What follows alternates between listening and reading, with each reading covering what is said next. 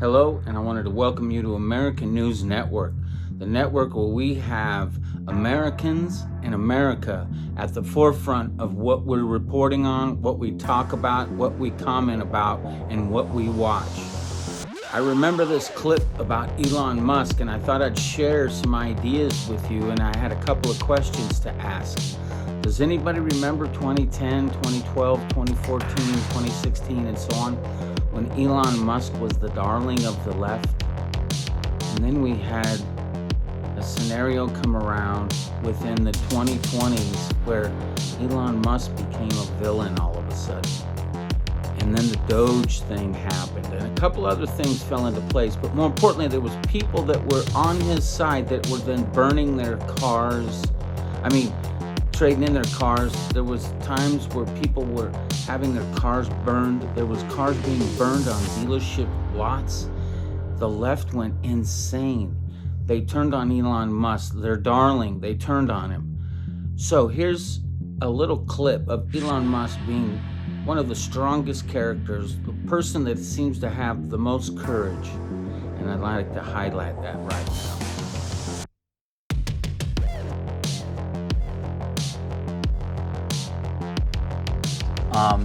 Because it comes up a lot. Even today, it came up in anticipation of this. You do some tweets that seem to be, or at least give support to some who would call others conspiracy. Well, yes, but honestly, some of these conspiracy theories have turned out to be true. Which ones? Well, like the Hunter Biden laptop.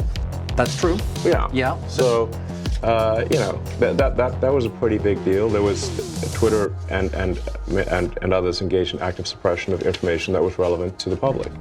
That's a terrible thing that happened. That's election interference. But how do you make a choice? You don't see. In terms of when you're going to engage. For example, even today, Elon, you tweeted this thing about George Soros. Well, I'm looking for it because I want to make sure I quote it properly. But you know what you wrote. But you basically. I think it reminds me of Magneto's. It's like, calm down, people. This is not like made a case out of it. You also you said he wants to erode the very fabric of civilization, and Soros hates humanity. Like, when you do something like that, do you? Yeah, I think that's true. That's my opinion. Okay, but why share it? Why share it? Especially because Boy, I think this part is amazing. Did you see the reaction on Elon's face? That was classic. His shock, his dismay with that question of why would he share his opinion? A guy that owns Twitter, does that question just show the ignorance of this guy from CNBC? I watch that show and I always listen to this clown and I wonder why he's still on television. And it's mainstream television like this and reporters like him that absolutely make what's happening happen. The transition to streaming away from what we call traditional television. These clowns are going to start losing their jobs. And he's probably made enough money that he's not going to care. But you get a once-in-a-lifetime opportunity to talk to the most successful man in history. He's the first trillionaire, Elon Musk, making a huge difference in the world. Let's watch the rest of this. Why share it? Especially because, why share it when people who buy Teslas may not agree with you? Advertisers on Twitter may not agree with you. Why not just say, hey, I think this. You can tell me, we can talk about it over there, you can tell your friends, but why share it widely? This is freedom of speech. I'm allowed to say what I want. You absolutely are, but I'm trying to understand why you do, because you have to know it puts you in the middle of the partisan divide in the country. It makes you a lightning rod for criticism. Do you like that? People today saying he's an anti-Semite. I don't think you are. No, I'm definitely. I'm like a pro-Semite, if anything. I believe that probably is the case. Yes. But why would you even introduce the idea then that would be the case? Look, we don't want to make this a George Soros interview. No, God no. I don't want to at all. But what I'm trying. Even came up though in the annual meeting. Do your tweets hurt the company? Are there Tesla owners who say, I don't agree with his political position and I know it because he shares so much of it? Or there are advertisers on Twitter that Linda Yaccarino will come and say, you got to stop, man. Or, I can't get these ads because of some of the things you tweet.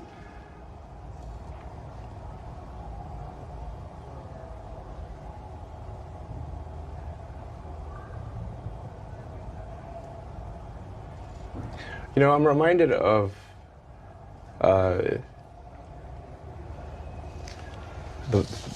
scene in The Princess Bride. Great movie. Great movie. Where he confronts the person who killed his father. And he says,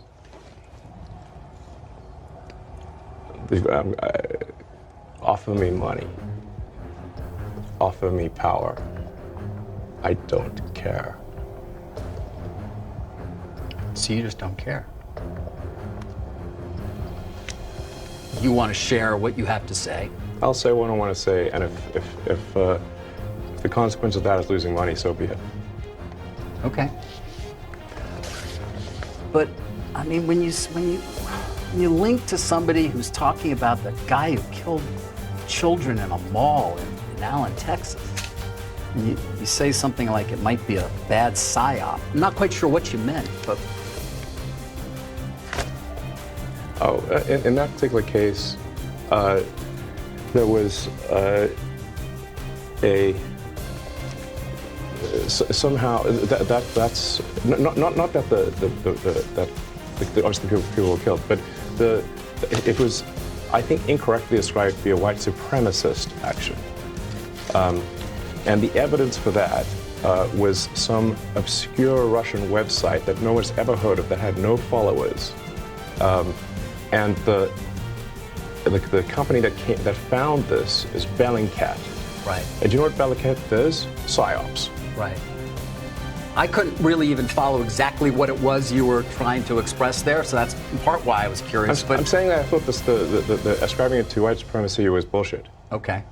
And that the information for that came from an obscure Russian website and was somehow magically found by Bellingcat, which is a company that does PsyOps. And there's no proof, by the way, that he was not. There's no. I would say that there's no proof that he is. And that's a debate you want to get into on Twitter? Yes. Because we should not be ascribing things to white supremacy. I thought I would finish with his sentence. We should not prescribe things to white supremacy that aren't white supremacy. These people, they assign language and ideas to these particular situations and they don't fit, but they're forcing a category of thinking upon them. Elon Musk was just calling it out in this interview, saying, the reason I want to talk about it is because I want to talk about it. But what he didn't break down was he wants to talk about it because he's a man of truth. And he put his money where his mouth was when he bought Twitter. I would think that you would totally agree with me. Thank you for watching. Appreciate you being a part of the channel. If you've gotten this far, we'd appreciate it if you subscribe and like the video. If not, leave us a comment. Tell us where you're receiving this from. We'd love to know where we're reaching and where you're watching from. Thanks again.